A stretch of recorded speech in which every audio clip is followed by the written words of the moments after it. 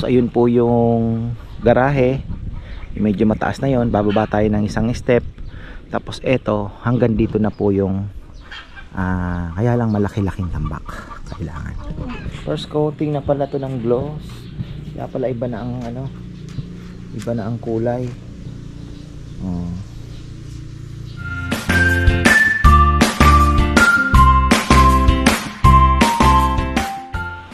Uy, ayan mga ka-farmer, isang magandang buhay.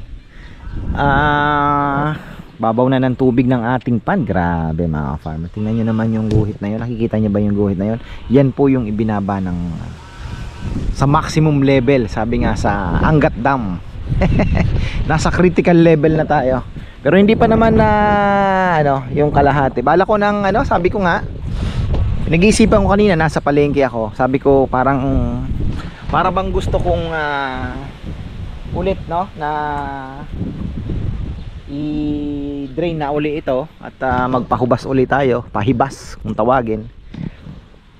Tapos ma-eliminate natin yung hito mga ka-farmer, kasi yung hito po mukhang sa tingin ko na sila nakapag-breed sila. Siyempre may mga maliliit po kami na ibo na nahuhuli na parang mga bago lang. Kaya sabi ko mukhang marami po ang hito. Ang bala ko po kasi ditong ilagay ay ulang. Pwede naman tayo makakuha uli ng ulang, ayungin at tilapia. Yung tatlo po na yan, kasi yan pwede sila magsama-sama, kasi hindi naman po carnivorous ang tilapia. Ganon din po yung ulang. At ganon din yung ulang, pwede siyang kumain ng mga dead pero yung ayungin ganon din po. So hindi po siya ganon kumaga yung ulang nasa ilalim, cleaner, kain-kain ng mga lumot, mga droppings ng mga isda natin. At the same time, yung ayungin naman kasama po nung may mabibili tayo. May nakachat na po ako, galing po ng manggagaling, balagi naman daw po meron manggagaling ng Laguna Lake. Subukan lang natin, di ba? Malay natin, di ba? Bakit hindi? Fresh water naman siya, lake din naman. So hindi ko lang alam bakit walang kasi yung mga fingerlings po na yon, nakuhuli din lang nila yon. 2 pesos po ang isa. So kung makakuha tayo ng 5,000, so 10,000, pwede na yon. Tingnan natin kung magbi-breed, di ba? Kung magbi-breed, much better. Tapos yung tilapia, baka 10,000 din lang ang kuhanin natin para medyo maluwag po yung pond. Mabilis po silang lalaki, diba? Yun may mga tumatalon nga doon. Tingnan nga natin, parang marami pong hito doon sa baba. So yun po yung ating pinag-aaralan pa, kasi hindi po mai-eliminate yung hito. Yung problema, yung hito kakainin po yung ating mga bagong bagong isda. Kaya sabi ko mukhang magpapaano na naman tayo. Pinanghihinayaan ko lang kasi isda ulang, yung ulang lang po. So kung konting tilapia ang ilalagay natin, tapos ayungin, mas mabilis po silang lalaki pagkaunti. Kasi magbi-breed naman yung tilapia for sure 100%. Mga mangingitlog yan, mga anak yan. So hindi natin worry yung dumami, lalo na yung hito wala naman na. So wala pong predator. Pero magkakaroon yan ng predator as time goes by, like dalag. For sure, kasi nagpapapasok po tayo. May makakapasok na maliit yan, sigurado yan. Pero matagal pa po yun. Yun po yung aking pinag-iisipan. Tingnan nyo, mababaw na po dito. Kasi nga, bala kong kumuha ng tambak dito na, kasi mapapagastos po tayo pagka ayun tingnan nyo, naandun na yung mga hito yata. Mababaw na po yung tubig. Ayan, nilinis na rin ni Kongkong yun dito. Tingnan nga natin, magsana akong mahulog. Ayan mga tilapia, tatalunan na. Wag naman sana ako mahulog. Mga pamingwit pa pala dito. Uy, ang ganda ng yun So ito, tatabunan natin yan. I-mini backhoe na lang uli. Tapos ito kasi hanggang dito ko, ang gusto ko po sana na baga hanggang dito na lang yung fish pond. Tapos ayun po yung garahe, yung medyo mataas na yon, bababa tayo ng isang step. Tapos eto, hanggang dito na po yung Kaya lang malaki-laking tambak kailangan. Hanggang dito na yung ating area, 'di ba? So hanggang dito lalawak siya. Marami pa tayong pwedeng gawin. Malaki pa naman po yung pond eh. Ganun talaga. Pero mas gusto ko magpalalim, makakuha ng lupa, madala dito. Yun na po yung itatambak natin. So yun yung mga isda, natatrap na po doon. Mga maliliit. May mga hito na andyan. Mababaw na. Pwede naman namin pakawalan na yan para madaliin. Tingnan natin kung anong pwedeng gawin kasi sayang ang panahon, di ba? Sayang po yung panahon. Tapos ito, clear na yung tingnan nyo, kinain din. Kinain na yung lupa. Huwag kang pupunta rito, baka huhulog ka. Pinaklear ko na po siya. Ang ganda na yun. Actually, nung nalinis po, na andoon ka, nakikita mo yung tubig, parang mas maganda siya. Kaya lang kailangan din natin syempre ng shade. So saka na tayo mag-iisip ng kung anong ilalagay natin na shade dito pag nalinis na po natin yung mga dyan, paligid ba. So bala ko sinarambo, pwede nating lagyan ng bakod din para magkaroon din po sila ng privacy, di ba? So ganun.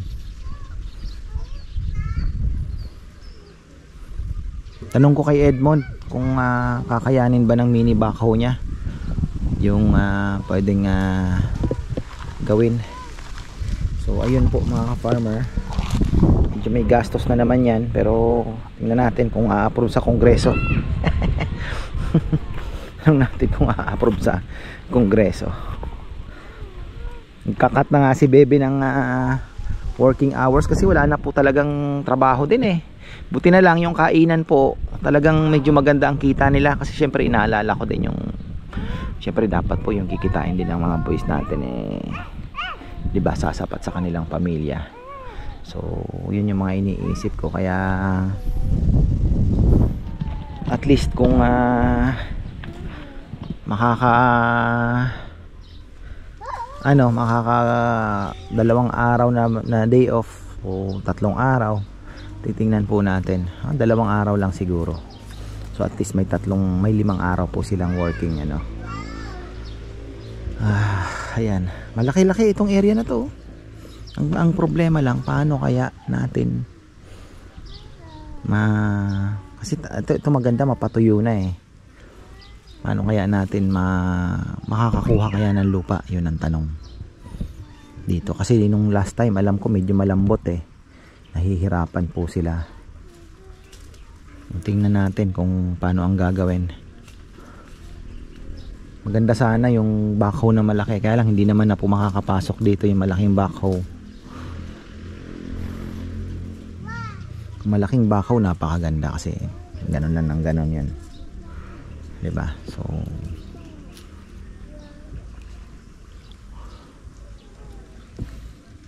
ganda sana malaking backhoe. Tingnan natin, baka mayroon namang semi, diba? Hindi naman yung mini, yung medyo malaki-laki ng kaunti. Baka mayroon naman po at pwedeng pumasok dito sa atin. Baka kasi masira yung semento eh.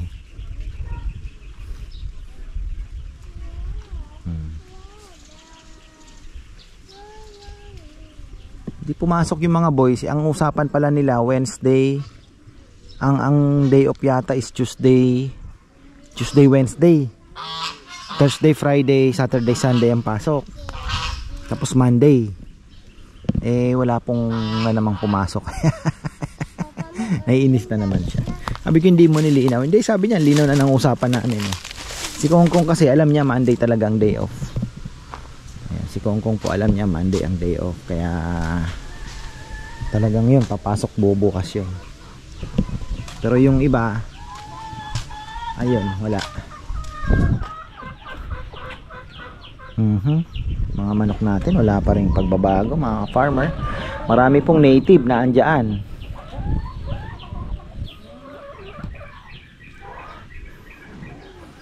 Oy Rowan, wag kayo dyan, baka mamaya mahulog kayo. Doon lang kayo sa playground. Bakit naghahanap ka ng gagamba? Na? Uy, naghahanap ka ng gagamba? Wala na. Sa gabi na lang tayo maghanap. Sa gabi mabilis lang kasi nagaano sila na gagawa ng bahay. Baka mahulog ka dyan sa ano ha? Pispan.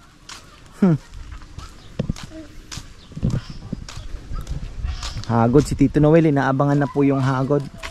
Ayan o. Meron po tayong parating na hagod dito. Ayan, inantay natin yan.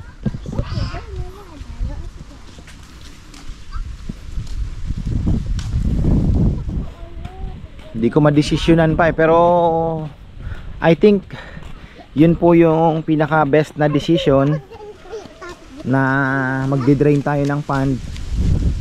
So fiesta na naman ang mga tropa nito sa isda, mga farmer. Daming isda yan.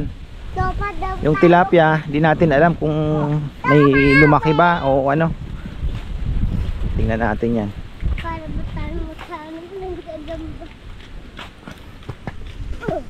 Pero pag na-drain kasi natin ang tubig hanggang dyan lang siguro.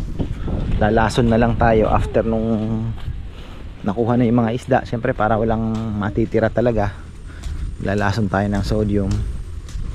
Tapos ayun, patrabaho, patuyuin natin yan patuyo tayo mga ilang tamang tama ilang buwan makapagpatuyo na para kung ang trabaho ay bandang March, April, kasagsagan po ng init, matigas na yung lupa. So yun ang ating pinaplano.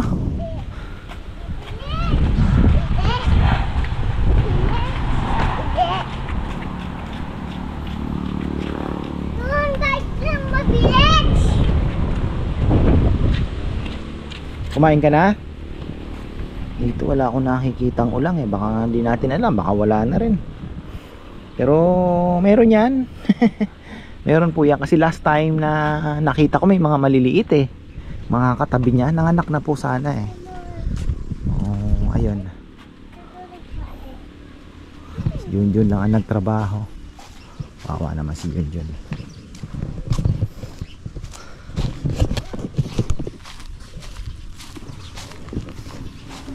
Farmer Lorenzo Sigua and family, ayan, bisita po sa atin. Oh. Binabati ko ang bayo ko si Arlene, bilas ko si Noel, pamangkin ko si Alex, sino pa ba? Mga anak ko sa Edmonton, si Chi, Jerome. Oh, may Chichi ka nga pala din, ano? And then my family in California, Marites, Bert, Trent, Brooke, Auntie Beng, Auntie Josie, Uncle Paul, Uncle Jack, Gerald, Joanne, Jackie, Jen, and Edna. And my sister Edna, and also my buddy Brad. Ayun. Hi there. Si Ken. Babalik na po sila na Alberta. Additional follow-up to my brother-in-law, Ken. Ayun. That's it. Thank you so Thank you much. po. Thank you, farmer.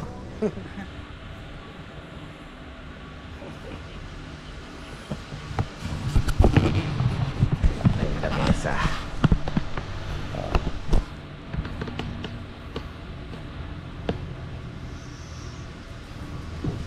Ayun, may order kay Papa yan na parang yung ginawa namin dito na tikod na parang patungan lang daw ng mga abobot. Pumunta po ditong viewer din na ayun, nagpasadya ng ano kay Papa yan. So ayun, yung mahaba na yun na po yun. Tapos parang ano lang, parang U lang na nakaganon lang siya. Tapos may paa, ganun lang. Tapos medyo malapad ng kaunti. Pero eto, ayan, madadagdagan na naman tayo sa weekend na isa na namang lamesang pang picnic table. Yan, picnic table pala ang tawag dyan. Tama, picnic table. Sanding sealer pa lang yan. Tapos bukas birthday ni Kagamboy, tulog na tulog. pagod. Nag-swimming yan doon sa maliit na swimming pool dito. Kasama yung kanyang pinsan. Pumalong lang sa akin. Kausap ko. Tapos maya maya nakapikit na pala. Tulog na.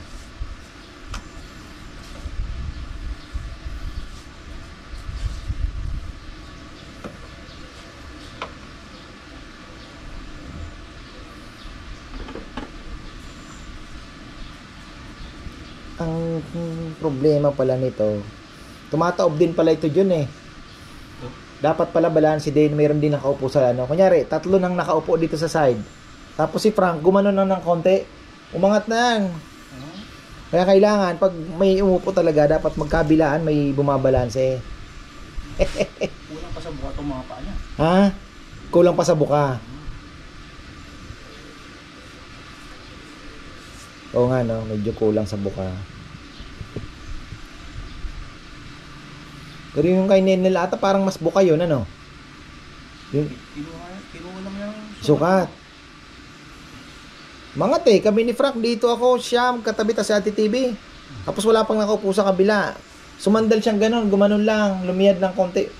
Umangat. Nagulat nga kami. Sabi ko kailangan talaga may ano na din sa kabila. Ilang sa paa niya. Ganda din ng kahit ano lang, kahit hindi po siya solid na ano. Ginawa ni Papa yan, pinagdikit na lang. Ganda pa rin.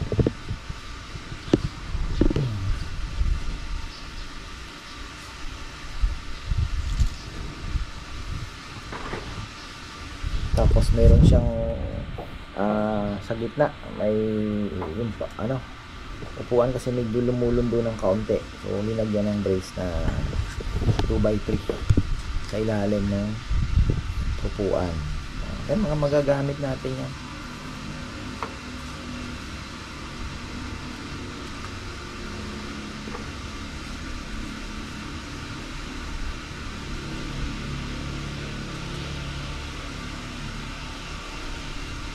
Picnic table pala. Yun nga no, picnic table.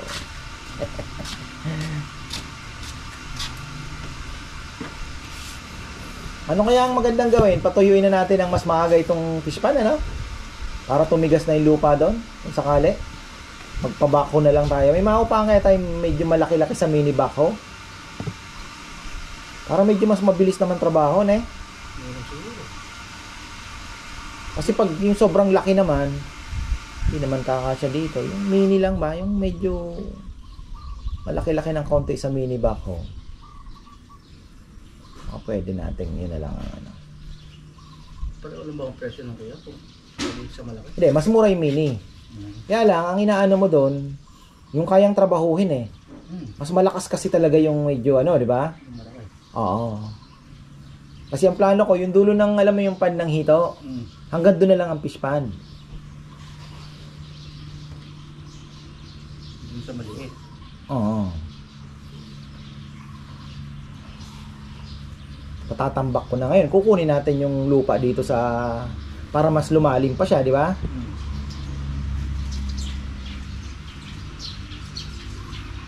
Papantayin na lang.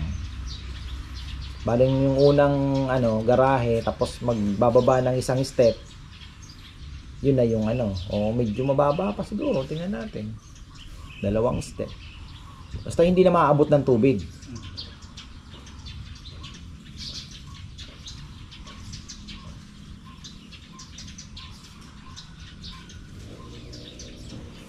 Saka na natin planuhin kung anong pwedeng ilagay doon.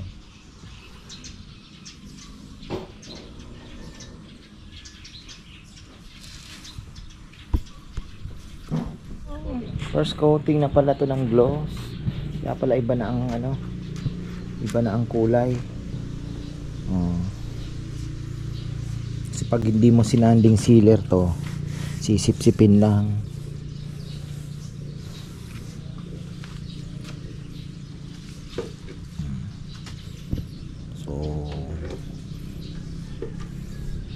Hanapan natin na magandang pwesto ito. Pwede itong idugtong doon sa maliit na kubo eh.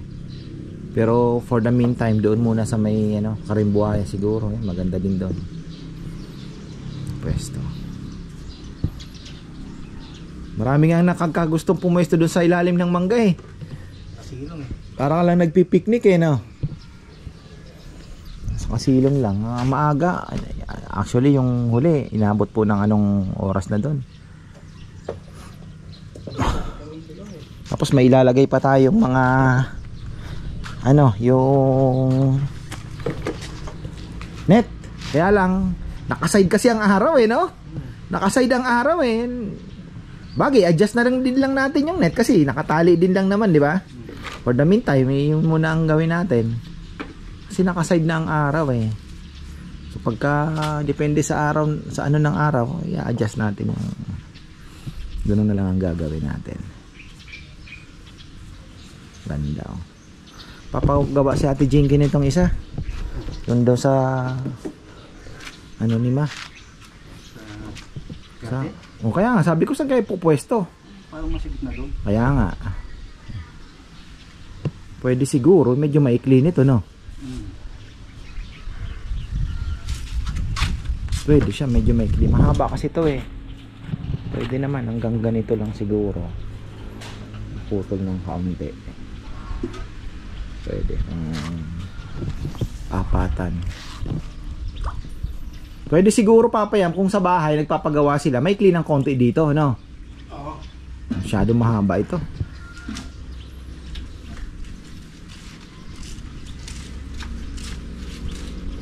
May upuan din si Madon. Sa may mes, naalala mo may mesang nakapwesto doon tapos may naka sementong ano yun, tatanggalin nila yun, lalagay na lang daw ito. Malapit doon sa may garahe din. Diba? Ayan. Salamat pala kay ka Farmer Lorenzo Sigua. Nagbisita po dito kanina. Yan, may mga pasalubong. Nadagdagan yung Crocs natin. Kaya lang New York Knicks. Makakaiba. Linsanity yung nakuha natin. Ganda yun. So, yun nga dinidiscuss namin ni Junjun. Pinag-uusapan namin kanina. Ano kaya Jun? Kako patuyuin na natin ito. At magkaalaman na para at least ano na po natin, mapatigas na natin yung lupa doon para maano na natin, maayos na po natin yung pwedeng mangyari, di ba? So ayun, hopefully ma-clear na natin yun doon. Tapos pag napantay na yan, makikita na yung pwedeng gagawin kahit pa unti-unti, di ba? Unti-unti, at least lagay na tayo ng isda noon pagka na ano na. Kaya lang kailangan natin ng parang ganito. Titingnan natin, medyo mahaba-haba yan laki-laki din yan mga farmer, pero bahala na, tingnan natin kung kakayanin. Basta tayo tuloy lang para sa pamilya. So ayun, at least may ngayong 2025 na target natin is yun na lang muna. Paunti-unti lang po mga farmer. Basta nakapagpatuloy yung business, tuloy-tuloy lang. Tapos additional ng counting alam mo na, counting improvement. Basta tuloy-tuloy lang po ang business. So kakaraos yan. At the same time po yung makapagbigay tayo ng trabaho din.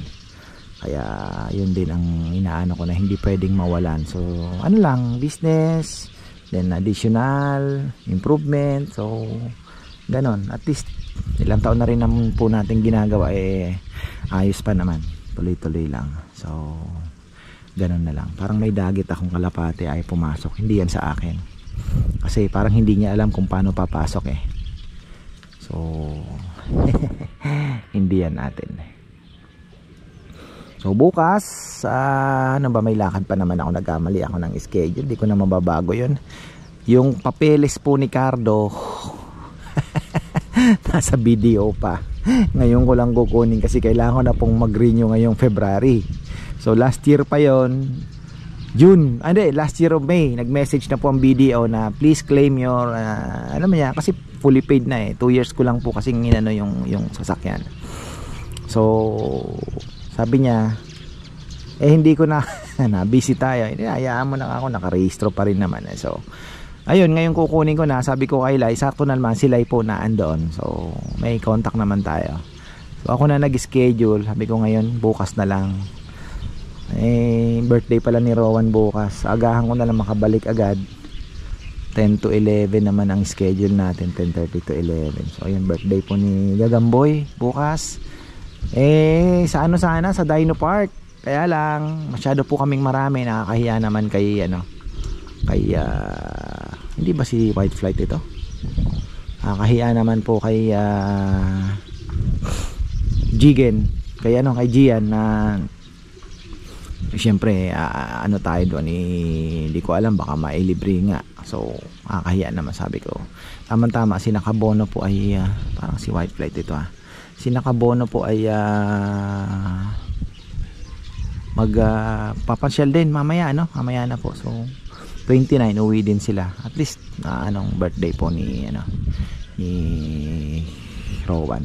So ayan, pilitin ko pong makapunta din kay Kuya Mitz pala ngayon para ma-check din si Kuya Mitz at may bibilin ako. Piniprepare ko na po yung mga gamit namin sa kasapsapan. Ayoko na alam nyo na, yung parang last 2 minutes na naman. So yung mga pwede naming dalhin na lutuan doon, kasi na nagiging problema namin yung lutuan 3 nights po kami doon. So maraming lulutuin, daming kakain. Pero magiging masaya syempre. So ayun po ang natin, ang pinagsisikapan na maihanda So kailangan namin ng lutuan ng uling, lutuan ng kahoy. Kahoy naman marami naman pong makukuha doon. So yun lang ang natin. Tapos cooler, yung mga gagamitin din. Shading net na pang shade habang mainit po, na pwedeng tambayan sa harapan ng dagat. Yung mga ganun ba. Tapos kung ano pa ang pwedeng magamit. Ayun mga farmer. So pasyal tayo kay Kuya Mitz. At malay mo makapag-vlog tayo, kasi okay na po yung kanyang yung dati niyang pwesto, lumiit na. So sana naandoon siya, kasi hindi naman tayo makapag-vlog nang wala siya, nakakahiya. Syempre siya yung inaano natin malay natin na andun siya So ayan po, ako'y magsusundo kay Chichi 5 o'clock. So tamang tama, may oras pa tayo. Makapagtusok-tusok pa ng chicken nuggets doon sa may palengke bago magsundo kay Chichi. So ayan mga ka-farmer, maraming salamat at magandang buhay. Sana si White Flight yan kamukha niya